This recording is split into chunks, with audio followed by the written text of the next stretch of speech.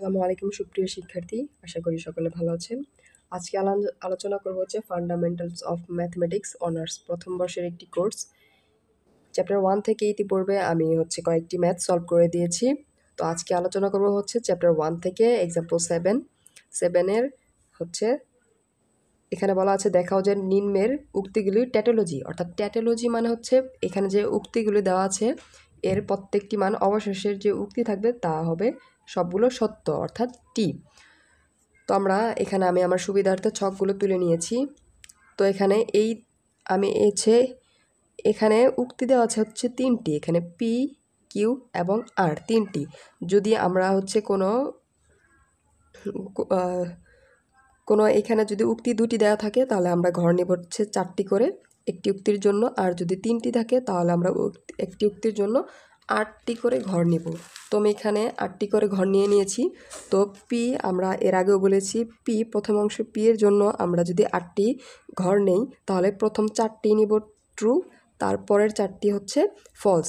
তাহলে আমরা প্রথম 4টি পি এর ক্ষেত্রে নিয়ে দেব ট্রু, এবং যদি আমরা 4টি ঘর করে করতাম তাহলে 2টি ট্রু 2টি ফলস আকারে করতাম। তার পরবর্তী হচ্ছে কিউ উক্তির জন্য আমরা জানি যে প্রথম কিউ উক্তি যদি আমরা 8 ঘরের ক্ষেত্রে করে থাকি ছক, তাহলে হবে প্রথম 2টি হচ্ছে ট্রু, তারপরে 2টি ফলস, অর্থাৎ দুটি করে পর্যায়ক্রমিকভাবে নিতে হবে। 2টি ট্রু এবং 2টি ফলস আমি রাখলাম। তারপরে উক্তি হচ্ছে আর। তো আর এর জন্য এখানে যেহেতু আমরা পর্যায়ক্রমিকভাবে পি এর জন্য 4টি নিব, কিউর জন্য 2টি এবং আর এর জন্য একটি, অর্থাৎ প্রথম হবে টি, তারপরের ঘর হচ্ছে ফলস, তারপরে টি, তার ঘর পর হচ্ছে ফলস, পরটা টি, পরটা ফলস, পরটা ট্রি, পরটা ফলস, অর্থাৎ 8 ঘরের ক্ষেত্রে আমরা এইভাবে নিয়ে নিব। তারপর আমরা শর্তগুলো প্রমাণ করব। প্রথম শর্তে আমাদের এখানে দেওয়া আছে যে পি সংযোজন কিউ বিয়োজন আর, দ্বিমুখী শর্তায়ন পি সংযোজন কিউ বিয়োজন পি সংযোজন আর, অর্থাৎ আমরা ধাপে ধাপে একটি করে প্রমাণ করব।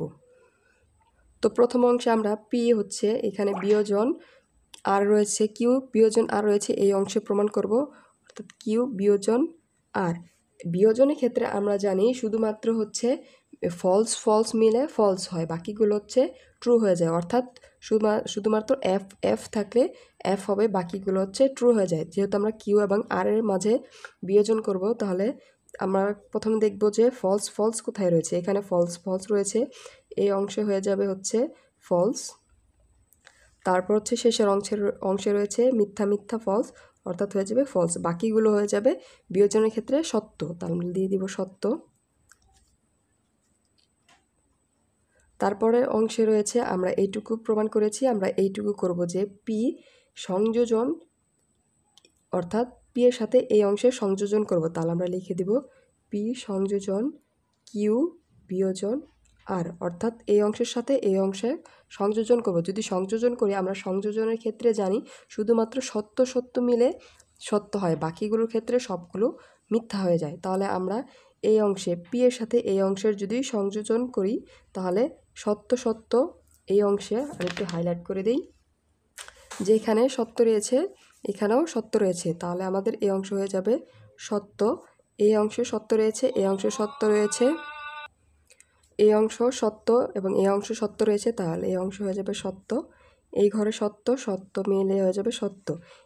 এই অংশে আপনারা দেখুন যে এখানে রয়েছে সত্য, এখানে মিথ্যা সত্য এবং মিথ্যা, অর্থাৎ আমরা জানি যে সংযোজনের ক্ষেত্রে শুধুমাত্র সত্য মিলে সত্য হবে, বাকি সবগুলো মিথ্যা হয়ে যাবে। তাহলে যেহেতু এখানে সত্য মিথ্যা মিক্স রয়েছে, তাহলে আমাদের এইখানে আমরা মিথ্যা লিখে দেব এফ, বাকি সবগুলো আমাদের এফ হয়ে যাবে।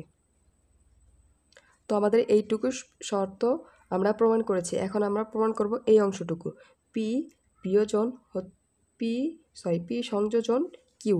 তাহলে পি সংযোজন কিউ আমরা এখানে লিখে দেব পি সংযোজন কিউ, অর্থাৎ পি এবং কিউর মাঝে সংযোজন করব। তো আমরা সংযোজন জানি শুধুমাত্র সত্য মিলে সত্য হয়, পি কিউ এখানে সত্য রয়েছে, তাহলে এটা সত্য হয়ে যাবে।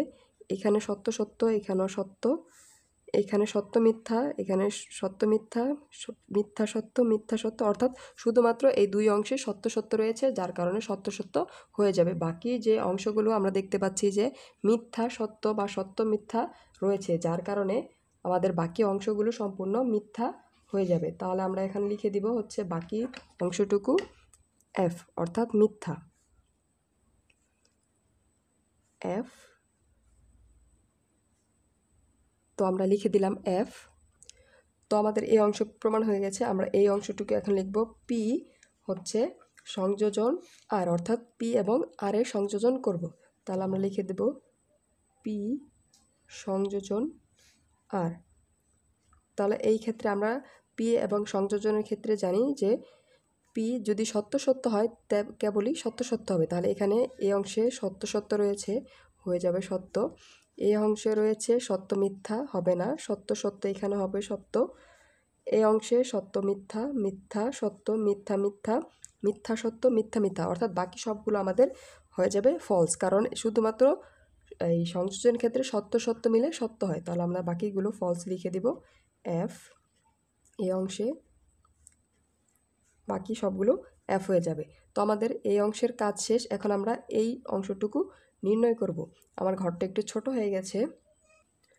তোমরা পরবর্তী শর্ত যে এই অংশের হচ্ছে বিয়োজন করব। তো সম্পূর্ণ অংশের বিয়োজন, আমি ঘরটা ছোট হয়ে গেছে, তো লিখে নেব পি সংযোজন কিউ বিয়োজন হচ্ছে পি সংযোজন আর, অর্থাৎ এই অংশের সাথে আমরা এই অংশের এখন বিয়োজন করব। তো বিয়োজন করার ক্ষেত্রে আমরা জানি হচ্ছে শুধুমাত্র হচ্ছে মিথ্যা মিথ্যা মিলে মিথ্যা হয়ে যায়, বাকি সবগুলো হচ্ছে সত্য হয়ে যায়। তো এখানে আমরা এই দুই অংশে মিথ্যা, অর্থাৎ এই অংশে মিথ্যা মিথ্যা, এখানে মিথ্যা মিথ্যা, মিথ্যা মিথ্যা, তো অর্থাৎ এই নিচ থেকে 5 ঘর পর্যন্ত আমরা দেখতে পাচ্ছি হচ্ছে মিথ্যা বিদ্যমান, অর্থাৎ এই নিচের 5 ঘর আমাদের মিথ্যা হয়ে যাবে। তো আমরা এখানে লিখব মিথ্যা মিথ্যা, মিথ্যা মিথ্যা মিলে মানে বিয়োজনের ক্ষেত্রে শুধুমাত্র মিথ্যা মিথ্যা মিলে মিথ্যা হবে, বাকি সত্য মিথ্যা বা মিথ্যা সত্য মিলে হয়ে যাবে হচ্ছে সত্য। তো আমাদের এই অংশের কাজ শেষ। আমরা সম্পূর্ণ অংশের কাজ করব, অর্থাৎ এই অংশের সাথে দ্বিমুখী শর্তায়ন এবং এই অংশের কাজ করব। তাহলে আমি এটা তুলে নিব। তো আমরা এখন এই অংশ তুলে নিলাম, অর্থাৎ এই অংশটুকুর সাথে এই অংশ আমরা দ্বিমুখী শর্তায়ন করব। তো দ্বিমুখী শর্তায়নের ক্ষেত্রে আমরা জানি হচ্ছে শুধুমাত্র যদি প্রথম অংশে ফলস পরের অংশ ট্রু থাকে তাহলে ফলস হয়ে যায়, এবং প্রথম অংশে ট্রু পরের অংশ ফলস থাকলে সেই ক্ষেত্রে ফলস হয়ে যায়। বাকি ক্ষেত্রে হচ্ছে ট্রু ট্রু মিলে হয় ট্রু, এফ ফলস ফলস মিলে হয়ে যায় ট্রু। তাহলে আমরা এই অংশে দেখব, এই অংশে এবং এই অংশের ক্ষেত্রে দ্বিমুখী শর্তায়ন করব। তাহলে আমরা দেখি এখানে ট্রু ট্রু, আমরা জানি ট্রু ট্রু মিলে হয়ে যায় ট্রু, ট্রু ট্রু মিলে হয়ে গেছে ট্রু, ট্রু ট্রু মিলে হয়ে যায় ট্রু, আবার ফলস ফলস মিলে হয়ে যাবে ট্রু, ফলস ফলস মিলে হয়ে যাবে ট্রু, ফলস ফলস মিলে হয়ে যাবে ট্রু, ফলস এবং ফলস হয়ে যাবে ট্রু, এবং ফলস ফলস মিলে হয়ে যাবে ট্রু। তো আমরা সম্পূর্ণ অংশ থেকে পেলাম হচ্ছে কি যে এই শর্ত থেকে যে শর্তের সবগুলো কি হচ্ছে ট্রু, তাই আমরা বলতে পারি যে এই অংশটুকু কি, এই উক্তিগুলো হচ্ছে ট্যাটোলজি, অর্থাৎ ট্যাটোলজি মানে বোঝায় যে আমাদের উক্তিগুলো সবশেষে সত্য থাকবে। আমরা এখানে পেয়ে গেছি সবগুলো সত্য। তাহলে আমরা এখন লিখতে পারি ছক হতে